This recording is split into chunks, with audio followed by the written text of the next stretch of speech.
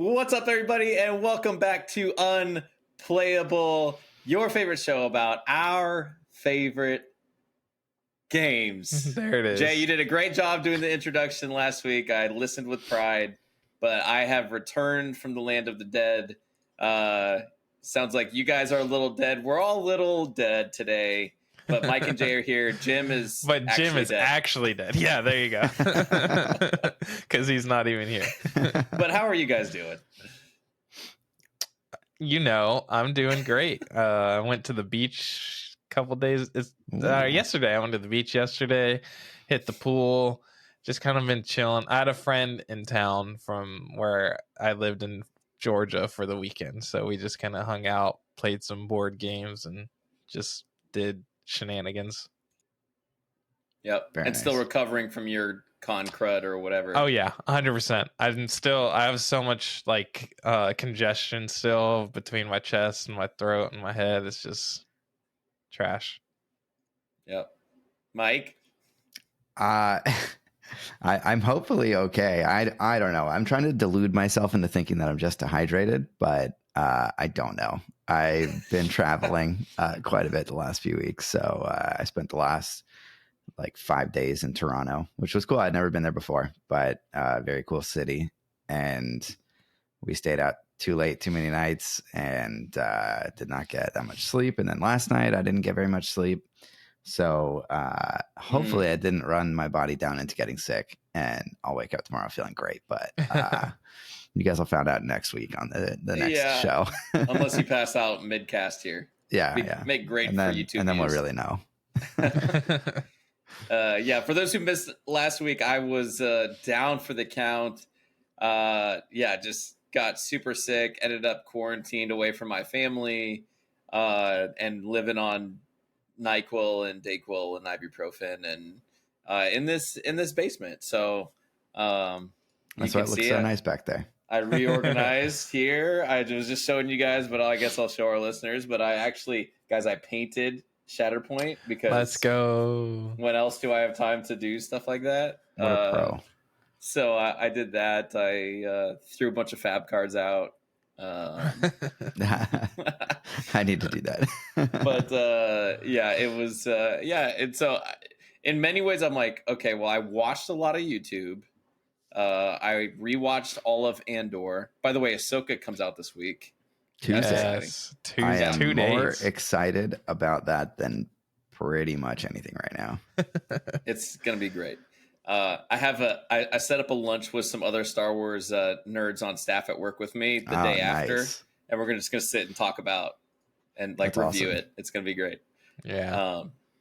But yeah. So, anyways, all that to say, we were kind of talking before this. This particular episode that you're tuning into might have a little less structure and a little less meat to it because we're either recovering or potentially, dying. So if you're Mike, so if this may not be the most viewed and listened to podcast that Unplayable ever does, but we are literally called Unplayable. So we're just going along with the brand. You guys knew what you were getting into the first episode. Yeah. We really should have just invited Sir Christopher on to talk about how he dominated some Lorcana tournament. That would have been fun. Yeah, shout out to Sir Christopher for winning the pro championship of Georgia. He's number one in the state. Number one in our hearts. What a champion. I mean, I'm genuinely surprised that he got physical product and went and played. I didn't think he would, but yeah, I was surprised. Awesome. Yeah. He had to drive an hour to go get it. Yeah. Well, he probably from what he said, he lives in the middle of the woods. So yeah, you're right. Takes him an hour to get anywhere. He's just getting groceries. So all right. Well, I guess to a certain extent, talk about our weekend games. What Jay, you mentioned you were playing some games. What games have you been playing? Here we go. Yeah, I've played quite a few. There's a game called Planet that my wife loves. We had my friend over last night, and then we had a couple other friends over, and we were playing games. Planet is actually a really interesting game. It's very simple, but it's cool because it's tactile. So it's your run-of-the-mill tile laying game where you're trying to make regions and stuff, except the twist is they're pentagon shaped, and you have a die like a D10, but it's like this big, and the tiles are magnets, and you put them on your planet. That's cool. So you are like actually building terrain on your planet as you go. That's really cool. And then the game ends when everyone has drafted enough tiles to complete the planet. Everyone gets one a turn, so I think it's like 12 rounds. And every round after drafting, there's cards out there that are types of animals, and it says what they need to inhabit your planet. And whoever has the best of that terrain type will get that animal to come live at their planet. And that's like 1 to 2 points for every animal. It's pretty cool. It's very simple. It's fast. I just bought it, so it's very, very simple. So don't think that it's like going to be this ground-breaking game. It's just cool because it's tactile like that. That was a fun one. What else did we play? We played some zombie dice, classic Steve Jackson game, if you've ever heard of it. The people that make Munchkin and stuff like that. It's just you have a bunch of dice. You take 3 out, you roll. If you get a brain, it's a point. If you get a shotgun, it's bad. And then if you get feet, they ran away. You're zombies, by the way, and you're trying to eat brains. That's why brains are points. And if it's feet, then they got away from you, so you have to keep that die, and then you draw back up to 3 dice, and you roll again. But if you ever get 3 shotgun shots, then you die and you lose all your brains for the turn. So it's push your luck. Nice. So you keep rolling and keep rolling, and then at one point you're like, all right, I'm going to stop. I got 2 shotguns. I'm going to bank my 5 brains and get 5 points. It's very simple, but it sounds fun too. It's pretty fun. I like it. If you like those kinds of push your luck dice rolling games, it's a good one. Let's see. I could go. We played a bunch of games last night. We played Draftosaurus. This is another fantastic short like entry level game that's very tactile as well, because you're drafting dinosaur meeples. So you draw 6 dinosaur meeples out of your bag, you put them in your hand, and they're these cool looking dinosaur meeples. You pick one, put it on your board, pass the rest to your left, and you do that until you've drafted all 6. And basically it's just like almost like, I guess, Sudoku-ish kind of thing, where it's like this pin wants all the same dinosaur. This pin wants all different types of dinosaurs. This one wants 2 of the same. So as many couples as you get in this, then you get 5 points for each couple. This one doesn't want to be with the this one you want to be the only dinosaur in your whole park. If you achieve that, then it gets 7 points. Just various scoring mechanics like that. But you're just drafting dinosaur meeples, so it's fun. Cool. Yeah, I'll pass it on over to someone else, and then if I feel like it, I'll come back and name another couple games that we played. But those are some of the cool fun ones that we played. Yeah. Nice. Mike? I did play a couple board games while I was in Toronto. I played a game that a lot of people that I've played it with find very confusing, and I also find it a little confusing. Like, it seems like the rules should be a little bit more straightforward than they are, but I'm not super familiar with trick-taking games, and it is a cooperative trick-taking game called The Crew. Ooh. You've probably played it, Jay. Oh, yeah. It's a cool game. I really like it, but I feel like if you haven't had that much experience with like how trick-taking games work, it'd be hard. It's a little tough. Trick-taking games in general are very difficult to teach to someone that hasn't played trick-taking games, which is really weird, because it's like spades has been around forever. It's like simple, yeah. Like it feels like it's simple, but at the same time, it's like it's not. There's like really confusing nuances where it's like, oh, like how does this interaction work, or like what can I actually play down for my hand and stuff like that. So the game is really cool, but we didn't really make it that far before people got bored. And then we the other game that we played is a game that I've played before a bunch called Fantasy Realms. It's I like introduced you to this game. Did you? Yeah, you did. You introduced me to it, and then I went out and bought it and played it a bunch with my family. And then when I was in Toronto, we stopped by a game store, and I picked it up so that I could play it with like some of my coworkers. So I now gave you it have to one 2 of them copies. afterwards. No, I gave it to one of them afterwards. It's like a really small box. There's only like, I don't know, 40 cards, 50 cards, something like that. And it's like a hand drafting game, I guess I'd call it. Like you first off, the most generic and like boring theme ever, and like unassuming box. Like you would never expect this game to be as entertaining as it is. And it's very simple and very easy to teach. So you start with a hand of 7 cards, and your goal is to make like the best possible hand of 7 cards by either drawing a card from the top of the deck or grabbing a card that somebody else has discarded. And every time you pick up a card, you have to discard a card from your hand. So you always end up at the end of your turn with 7 cards in your hand. Once there have been 10 cards discarded to the discard pile, then the game is over, and you like score your hand. And there's like a bunch of different synergies and like kind of fun like combos to find.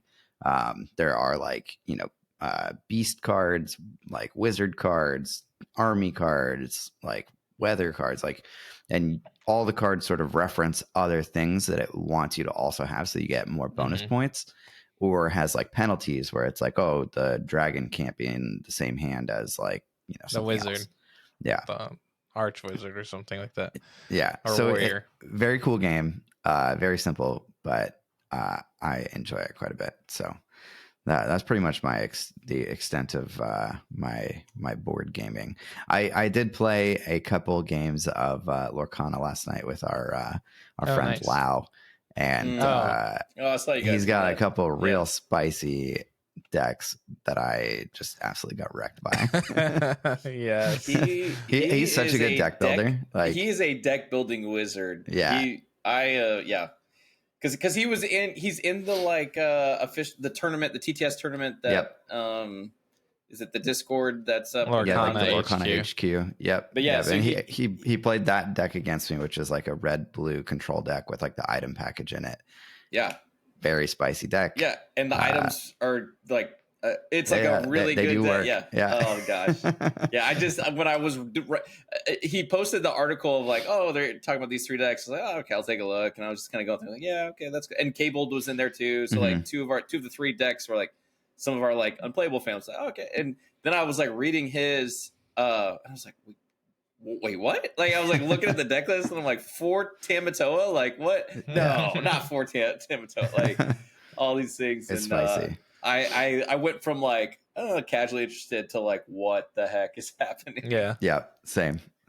Yeah, but he really early on in Lorcana, like I remember him like kind of bringing up some deck ideas to me early. There are a couple of videos that Jay and I did where like I was playing some of the decks that he'd built, and they were like way different than the stuff that everybody else was playing, which is super cool. But I always appreciate his take on deck building, because I think he's very good at it and comes from a place of creativity when it comes to that. So shout out to him. That is a gift. You mentioned you bought a couple games recently. What games did you buy? I did. So my wife follows this person on TikTok. Yeah, the board. you knew this already. The board game sommelier or something like that. And this particular TikTok was something like best new games for couples or something like that. And they were like cooperative games, which I've mentioned on the podcast. I can only play cooperative games with my wife because she is too competitive. So I grabbed a game called Suspects, which is sort of like a deduction, sort of like, murder mystery kind of vibe. I also grabbed a game called, I think it's called There's Been a Murder, and I haven't played it yet, and I haven't like really looked too deep into the rules, but I like this is gonna sound stupid. I like the way the box looked. Yeah, I like the way the box looked, and it looked like a cooperative version of Love Letter, essentially. And I love Love Letter. It's one of my favorite games of all time. Basically, you're trying, like, there's like 18 different cards or something like that, and at the end of the game, you're trying to get the detective and the murderer in somebody's hand. Like in one person's hand, the same person's hand, and you do that by applying cards and like shifting around cards from person to person. So you have to like deduce who might have each of them, and then try and get them together based on what people are playing. So I don't know. I like those kinds of games. Sounds really fun. And then the last one that I got was a Oink game.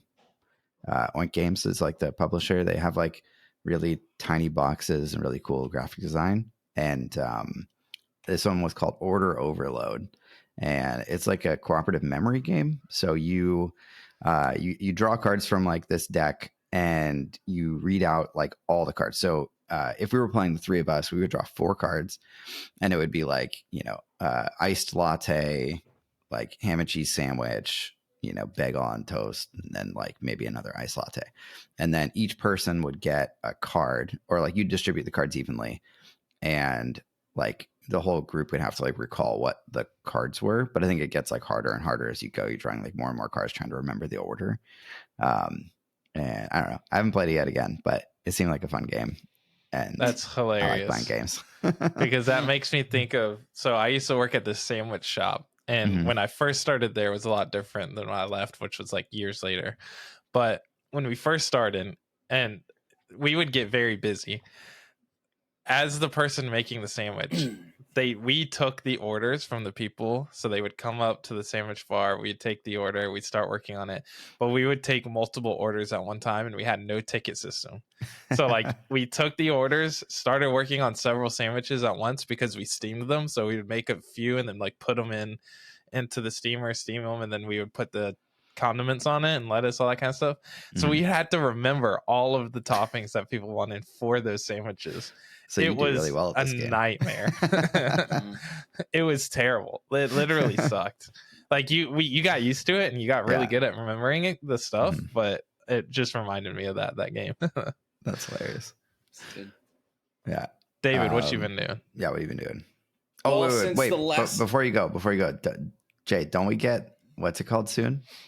Oh yeah, Earthborn Rangers I've is seen supposed to be people coming on Twitter like you've been like saying that for months. No, I think for years now we've been saying it.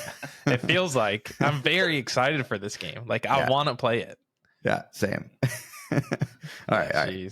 Go ahead, David. Well, I went to a little games meetup with some friends called Gen Con. It was pretty sweet. Played some games there. Sounds all right. Yeah, no, it's like I don't even know where to really start. Did you actually play games with your friends while you're there though? Because I don't know. Seemed like you were too busy the whole time doing other stuff. Yeah, no, the only thing I'll add, because you guys did a great Gen Con episode, was the Keyforge stuff. Because Jay and I played in Keyforge. Jay dropped. Oh, I did not. Oh, you dropped.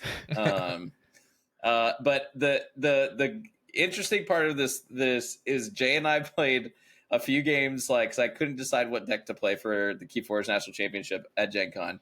And everything, I kept playing these things, and Jay would beat me with his Warrior Woe deck, and I was just like, this is stupid. I don't like this deck. I don't like that deck.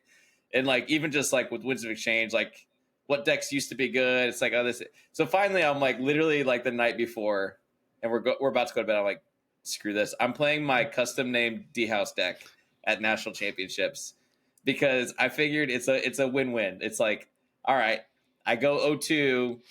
I've got all of Gen Con, like, and I played my name deck, and that was cool. Or if I do well, it's like, oh, I played my D-House deck in this thing, and it performed great. I ended up going 5. It's double elimination, so I went 5-2 when I ultimately got eliminated, but was like 1 or 2 rounds away from making the cut. I had zero I don't know, ideas that I was going to make the top cut, but it performed well and did great. And like multiple opponents they would like look at my deck list and they went, wait, is this your deck? And I'm like, yeah. They're like, this is so cool. Like one guy was like, I hope you beat me. I would love to see that win. Like it was just like little moments like that like only Keyforge can do something like that. So at the end of the tournament, like I went up to Jeremy Culver, who's like the marketing guy for Ghost Galaxy. I was like, this was some of the most fun I've had playing in like a cutthroat tournament, like a high competition tournament, just because it was like I got to do this thing that I've never been able to do in card games. Yeah, that's really cool. So that was super fun. I did all the other things I think I did with you guys, so I don't think I have anything to really add there. But yeah, I went back. I finally you did learn about two things that you hadn't discovered before.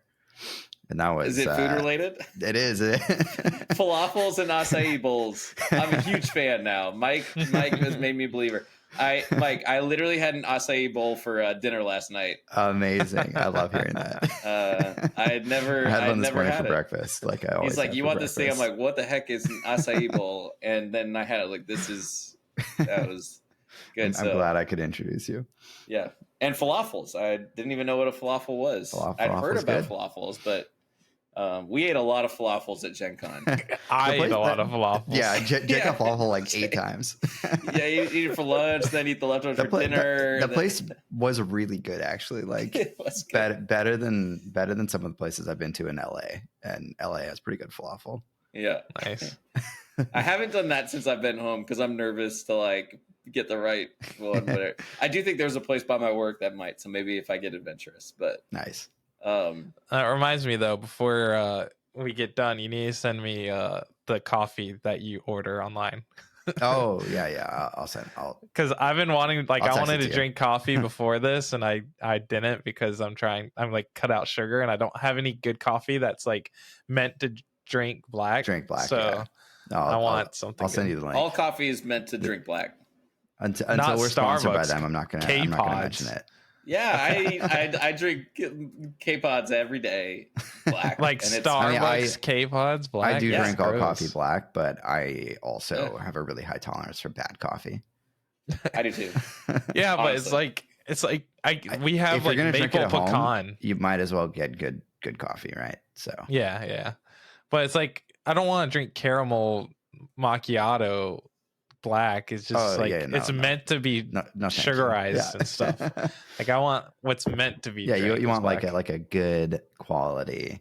Yeah. Like okay, roast. I just we need to do a whole unplayable episode on food and drinks, and we'll just cover that for and let's see what the algorithm does with our food. And drink. God, yeah, we'll call it uneatable.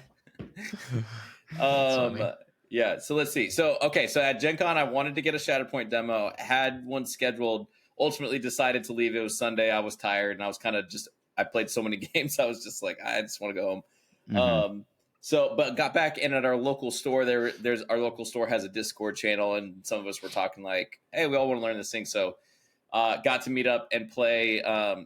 Even though Mike tries to Photoshop himself into my pictures, I got to play Shatterpoint, and it was so fun. And I've been thinking like, why am I all of a sudden like super into like Shatterpoint? And I think it's because I'm playing so many card games right now. And it's like between Keyforge, it's good to have an Unlimited option. Lorcana. It's like it's something. It doesn't feel like the same part of my brain. Like it feels like a different part that that like it's why I played X-Wing for so long, and it's why I loved like Imperial Assault and when I did, I'm like it feels like chess. It feels like because card games don't feel like chess to me. Like there are parts where I'm like trying to get in their head, but like it doesn't feel. But I played a lot of chess in high school, and I'm like, this feels like because I'm trying to do things and anticipate and plan a couple turns. It just with a little bit of luck because there's dice and there's some randomization, so there's a little bit of like, oh, look at this, God roll from Destiny. Is there any hidden information, or is it just like the order that you do things? Just the order that you use your units because you shuffle up your 7 or 8 units, and what you reveal. Is random. So yeah, there's like no hit. Always known like what each character can, like has the option to do. Right, which is different than like Marvel Crisis Protocol because you had these cards. Well, I guess people know that, but you could play a card during an activation, whereas this is just like all the information is on their card. I've got one sitting right here, so it's just like whatever's on here is like that's the things that they can Anakin does. Do you find it overwhelming at all to like parse what's going on?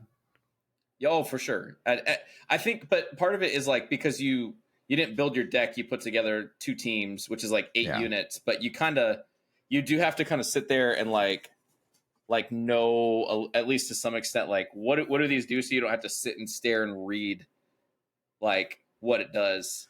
I'm sure it gets easier as you play and you sort of understand like what each can do. Sounds like.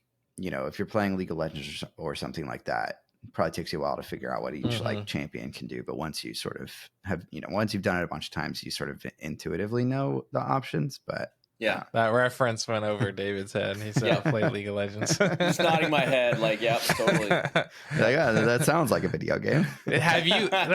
What's the last video game you played that's not like Pixelborn or card games? Oh gosh. It would either be Super Smash Brothers on It would be N64. Super Smash Brothers or FIFA. I think I played the last FIFA I played was FIFA 09. Okay, so In no college. video games. That was many years ago. Yeah, that was college. My roommate and I would play FIFA like every day. Played a little 14 Guitar years Hero. ago, Does that David. count? I played Guitar We're Hero. old. Yeah, that Oh, counts. I love 100%. Guitar Hero.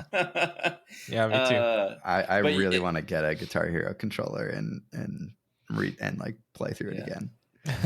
You know what? Like 5 years ago, a coworker made me play a round of like the new Mario Kart, and the controller was so confusing to me because it wasn't a Nintendo 64 controller. I didn't know what to do, so that didn't go great. I can't. So yeah. So I don't know. I think it is just like there's some parts of Shatterpoint where it's like, okay, you do assemble your teams, but you're only making a total of like 6 decisions, which is kind of like the Star Wars LCG model of like the pods, and so it's not a ton of like pre-work. It's more of like, how do you use what you've been given, which is also what I like about Keyforge. It's like, here's your deck, like, and it really the skill comes down to how well can you play this. And I've had this kind of thought this week of like, maybe I just don't enjoy building decks. Like I just want to play something that's already been built and see how good I can get with it. I think I used to think I loved building decks, but recently I've been like with Lorcana, ever since I've been home from Gen Con, like all these people are like, this deck is broken, this is the best deck. And I'm like, just tell me in a couple of weeks what I should play. Someone figured out, like, and then I'll take that to or whatever I can to the locals, and I'll, start jamming it. So that's been a little bit of an epiphany for me. I think that's why you like Star Wars Rivals so much, because it feels kind of chess-like, and you don't have to build your deck. Yeah, you just make 3 decisions. Like, okay, which 3 people am I taking? So Shatterpoint was super fun, and obviously I watched a bunch of Shatterpoint because when I was in quarantine, it was like, okay, am I watching the next episode of Andor, or am I watching a YouTube video? And I already watched like every thing that we've done in Lorcana, I'm like, in Star Wars Unlimited, I'm like, well, I'll watch a Shatterpoint gameplay. Watch this new show, Silo. Oh yeah, we posted our latest, our first Star Wars Unlimited gameplay since our last podcast. That was pretty cool. Yeah, that was trash game. Yep. I'm excited for more cards so that we can do more and make more deck building decisions. Yeah, for sure. Yeah, there's like hardly any like green. There's not stuff. a lot to mess around with yet, so yeah. It'll get and there. There's It'll no get there. official red hero leader. I need a red hero leader to start building around. So, did anybody pick up the latest expansion box for Marvel Champions? I did not. I might pick it up. I haven't yet. I haven't gone to a game store to buy it, but I might. Is that because you are a completionist and you want to keep completing, or is that because you're like, I want to play Deadpool, so I'm gonna get Deadpool, and I'm just gonna get the campaign box and play through it with Deadpool. Okay, yeah. I want to get Deadpool too, but I don't know that It's like part of me is like, I don't really need the campaign box to play Deadpool whenever it comes out. I had no intention of buying anymore until they dropped Deadpool, and I was like, yeah. It does look very fun, Deadpool. It's funny, yeah. Yep. I played, I got back from Gen Con, and I gave my son 2 like Rivals boosters as like my like gift, and I gave my daughter this like Caterpillar game for 3 and older or whatever, like something super simple. She loved it, he loved it. It was a great win, but he like really wanted to play Rivals, and I'm like, it's very complicated for a 5-year-old. You got to do a lot of reading. It's simple, but it's like not easy to grasp. And so I was like, all right, let's just play Rivals with the figures, and like we know their point costs, and try to win the bases with the point costs. And that there is enough alternating that it was just enough strategy and simple enough that he could grasp and do like simple math. And so like that's what we do now. Like every day we're playing like rivals games without the action cards. And some people might think that's terrible. It's not, that's not the game, whatever. But it's I'm already seeing like moments where he's like outthinking me, like in moments where I'm like, That's awesome. I'm not even paying attention to him. I'm just like moving guys up, whatever. And then I'll look down. I'll be like he killed me in a game last night, and I'm like, Mike, how did you? Wait, what? Like it was. So that was really awesome. fun. Yeah, That's super cool.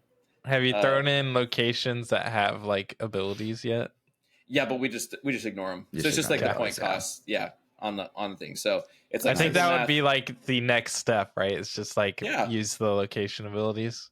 Yeah, the hard part is I have to read it to him, and then I have to remind him what it says, and like, Sure. Sure. But that's probably. I think I threw this in our group text, but I'm like, a part of me was like, I wonder if I can make a Lorcana deck that's just vanilla characters. Oh yeah, I was wondering if you had done that.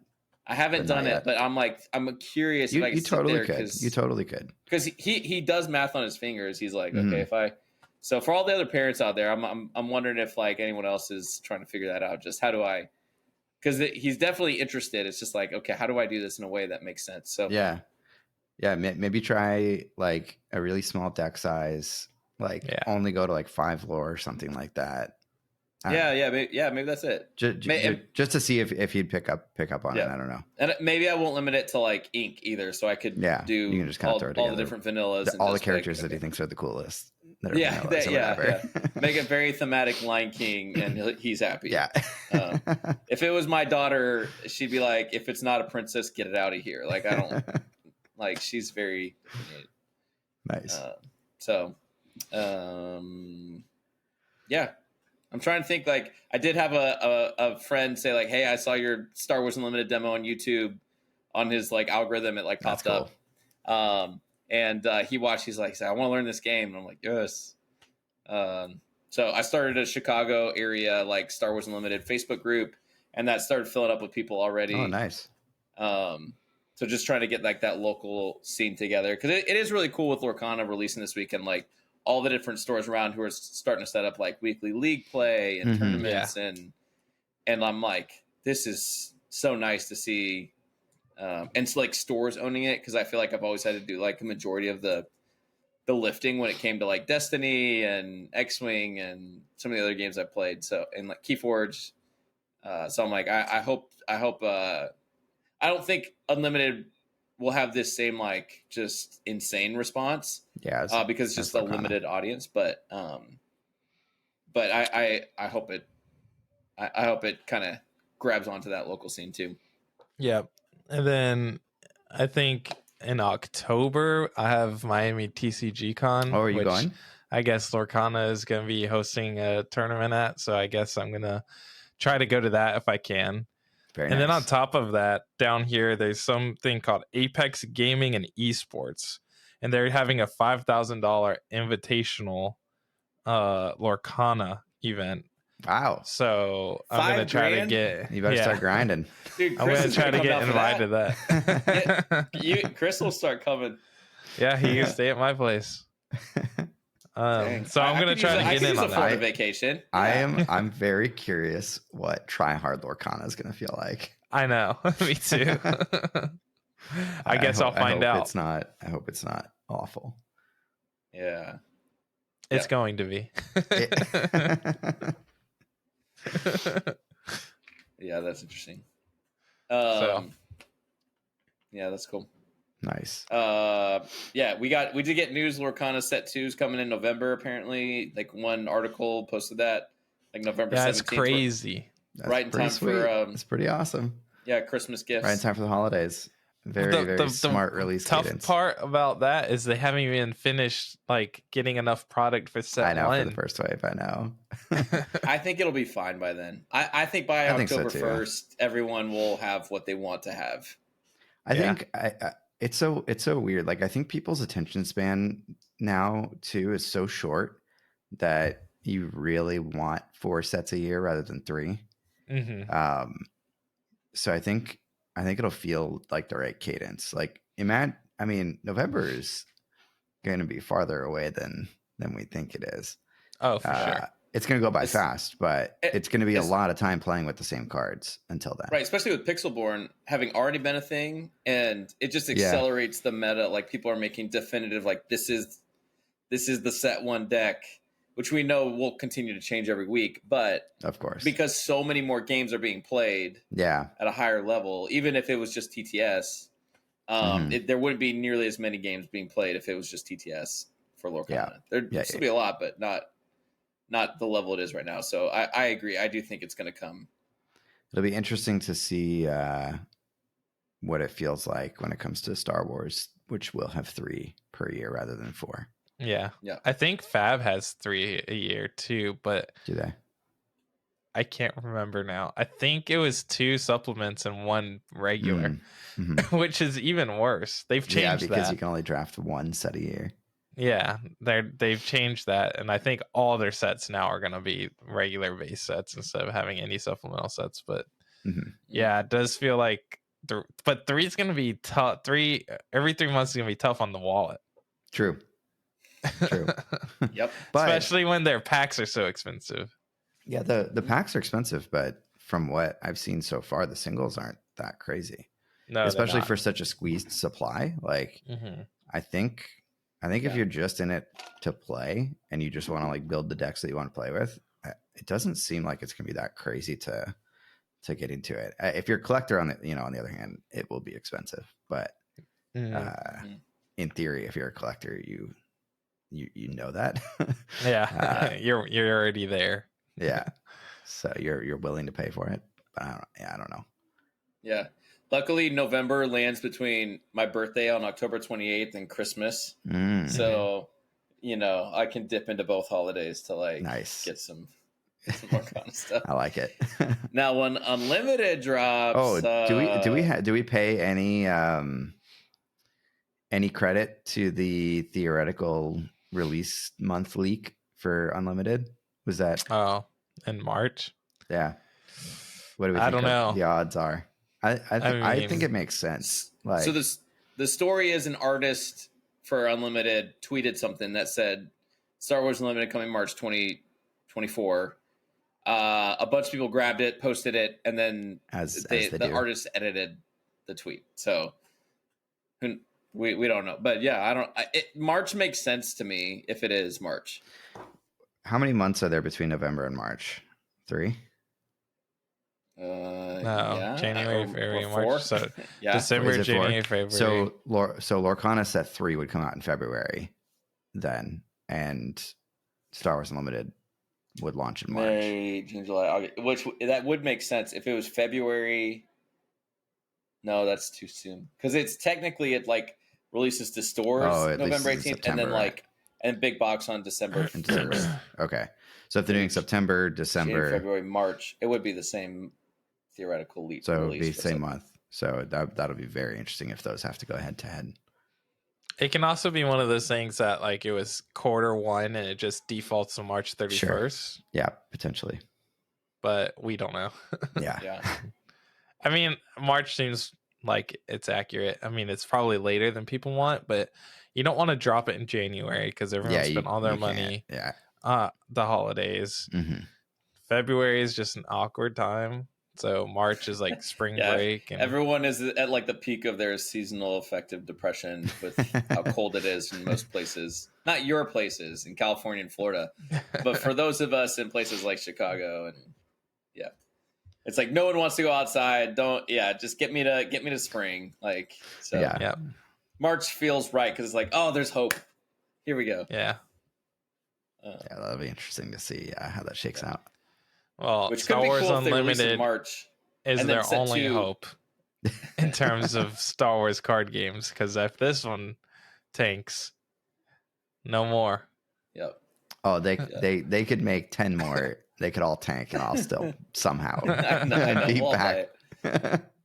But they could easily release in March, and then because Unlimited is supposed to be 3 sets a year, so 4 months later, April, May, June, July, if that makes sense. But essentially, Gen Con could be the set 2 release, which could be cool because you could do the culmination of set 1. There's a championship thing, and there's also a pre-release or pre-release or release or whatever. Yeah, for where set 2.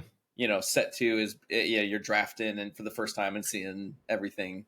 That would be a really cool experience. Yeah. Cool. All right. Well, we managed to fill 40 minutes of content with little structure. Absolutely nothing. If you're listening, you guys are some of our best friends. And you're never getting that 40 minutes back. And so let us know in the comments your favorite quarantine activity.